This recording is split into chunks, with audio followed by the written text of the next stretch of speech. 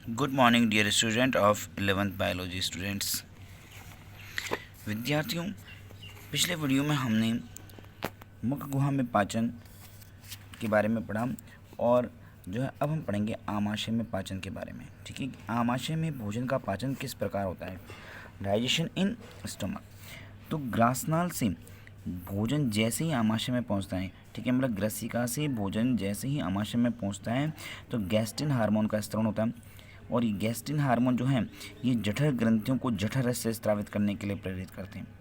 फिर ये जो जठर रस निकलता है, इस जठर रस, ठीक है, जिसे आमाशय रस भी कह सकते हैं, ठीक है, इसमें 99% तो जल होता है, बाकी HCl होता है, ठीक है, पेप्सिनोजन होता है, प्रोरेनिन होता है, जठर लाइपेज एंजाइम्स होते हैं। और ये समस्त जो है अगर हम देखें जठर रस के, अगर हम देखें संगठक हैं, ठीक है, इनका pH जो होता है 1.8 के आसपास होता है। जठर रस में सभी एंजाइम निष्क्रिय रूप में होते हैं। ठीक है, अब बात करते हैं देखो HCl के कार्य। जो ये HCl जो जठर रस में पाया जाता है, इस HCl बहुत ही महत्वपूर्ण है। क्या कार्य करता है?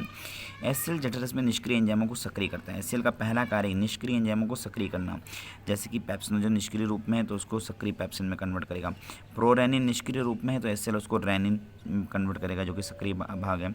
इसके अलावा ये भोजन के साथ आने वाले हानिकारक जीवाणुओं का नाश कर भोजन को सड़ने और गलने से बचाता है। अगला पॉइंट कि आमाशय में भोजन के माध्यम को अम्लीय बनाता है। ठीक है, ये HCl आमाशय में भोजन के माध्यम को क्या करता है? अम्लीय करता है। इसके अलावा देखो अगर हम देखिए इसकी pH होती है 1.8 HCl की। ठीक है, कॉडिक व पाइलोरिक कपाट। देखो हमको पता है कि आमाशय में कॉडिक भाग कपाट और पाइलोरिक कपाट दो प्रकार के कपाट पाए जाते हैं।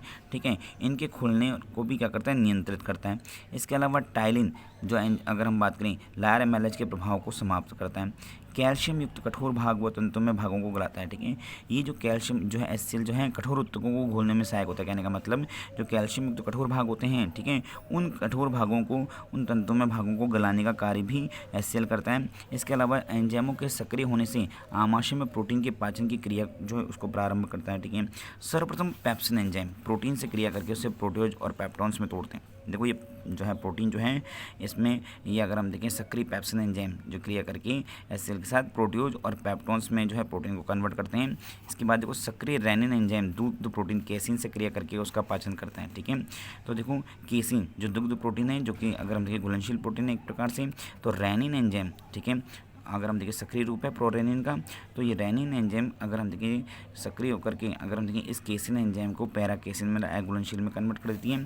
और फिर ये पैरा केसिन जो है कैल्शियम के साथ मिलकर के कैल्शियम पैराकेसिनेट मतलब दही जैसे पदार्थ का निर्माण करते हैं। ठीक है, और ये कैल्शियम पैराकेसिनेट और जो पेप्सिन, ठीक है, ये दोनों मिलकर के प्रोटियोजेज और पेप्टॉन्स मतलब प्रोटीन को प्रोटियोजेज और पेप्टॉन्स में तोड़ देते हैं। ठीक है, इस क्रिया में दुग्ध का अर्धठोस दही में बदलना एक पाचक अनुकूलन है जिसमें भोजन अधिक समय तक आमाशय में रुक सकता है। ठीक है, और उसका अधिकतम पाचन हो जाता है। प्रोटीन का सर्वाधिक पाचन आमाशय में ही होता है। अगर क्वेश्चन आ जाए प्रोटीन का सर्वाधिक पाचन कहाँ होता है? आमाशय में। सामान्यतः वयस्क मनुष्य में रेनिन नहीं पाया जाता। देखो रेनिन पाया जाता है अगर हम देखें नवजात शिशुओं में। ठीक है, बाल्यावस्था में तक रेनिन दूध को स्कंदित करने वाला एंजाइम है। रेनिन क्या काम करता है? दूध को दही में जैसे पदार्थ में परिवर्तित करने वाला एंजाइम होता है। ठीक है, इसके बाद देखो अगर हम बात करें जठर रस में उपस्थित जठर लाइपेज एंजाइम भी होता है। ठीक है, जठर लाइपेज सामान्यतः सक्रिय नहीं हो पाता, लेकिन वो सक्रिय नहीं पाता। और अगर हम देखें मात्र दुग्ध वसा ट्राइब्यूट्राइन का ही पाचन करता है। केवल अगर हम देखें दूध में पाई जाने वाली वसा जो है ट्राइब्यूट्राइन उसी का पाचन कर देता है। दुग्ध वसा जो है जठर लाइपेज से क्रिया करके वसीय अम्ल और ग्लिसरॉल में परिवर्तित हो जाती है। ठीक है, आमाशय की भित्ति के पेशी स्तर में अरेखित पेशी तंतु पाए जाते हैं। ठीक है, जो क्रमिक रूप से क्रमानुसार संकुचन व शिथिलन की प्रक्रिया करते हैं, जिससे आमाशय में ही क्रमिक संकुचन कंस्ट्रक्शन और रिलैक्सेशन क्रिया होती रहती है, जिसे क्रमांकुचन गति कहते हैं। इससे भोजन का मंथन होता है, भोजन जो है अंदर मथा जाता है। ठीक है, और पाचक रस उसमें आसानी से मिल जाते हैं।